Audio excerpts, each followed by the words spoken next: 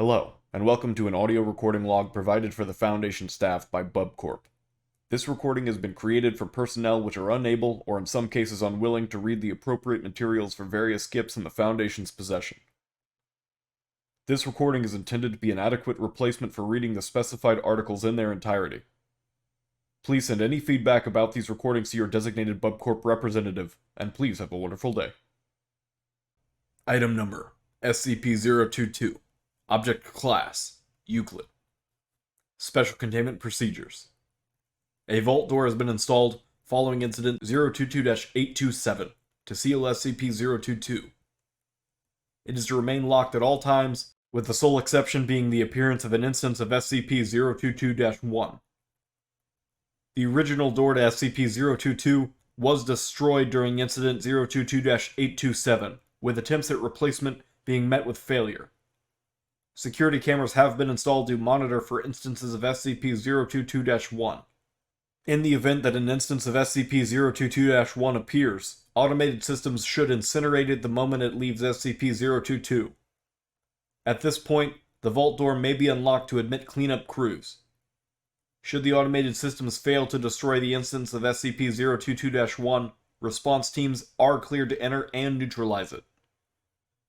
Under no circumstances may any living human enter SCP-022 except at the order of Class 4 personnel for testing purposes. Class 4 personnel may also order instances of SCP-022-1 to be captured and held. However, they may not be removed from SCP-022 containment facilities. Description: SCP-022 is a morgue in the basement of hospital in Great Britain.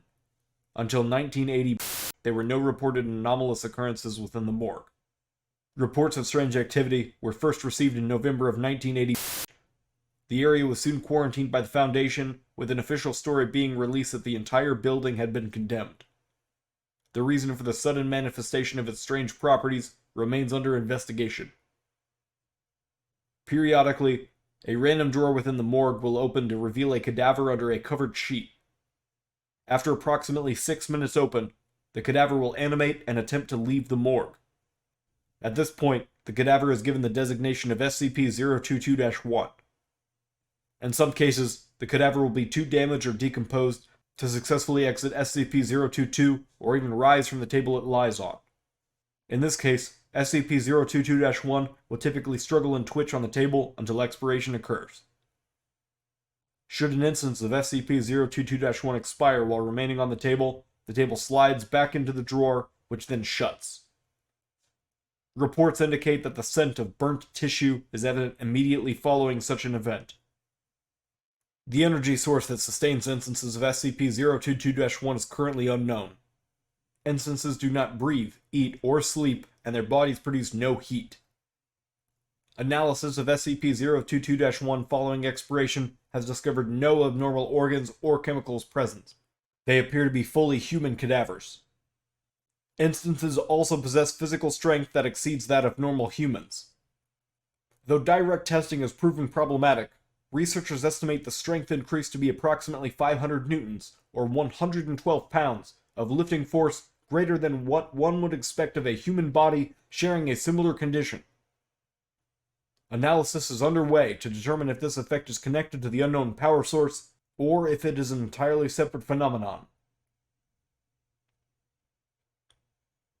When body parts are severed from SCP-022-1, the portion with the greatest mass retains its effects. All other parts become inert. Destruction of the head or brain does not neutralize SCP-022-1. Instead, the lower torso and limbs remain animate. Complete tissue destruction appears to be the only method of successfully terminating instances of SCP-022-1. Left alone, instances of SCP-022-1 will simply expire.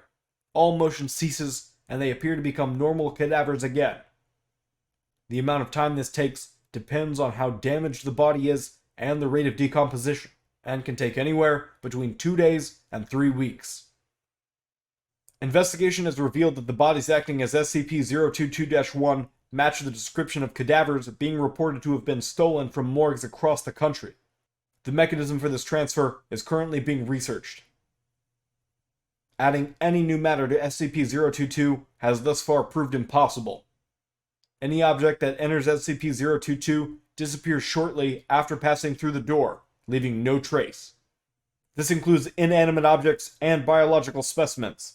See Addendum 002-001 and 002-002. So long as an instance of SCP-002-1 possesses a functioning mouth, tongue, and trachea, it is able to communicate fully with researchers. See Interview Log 002-751 for details. Addendum 002-001.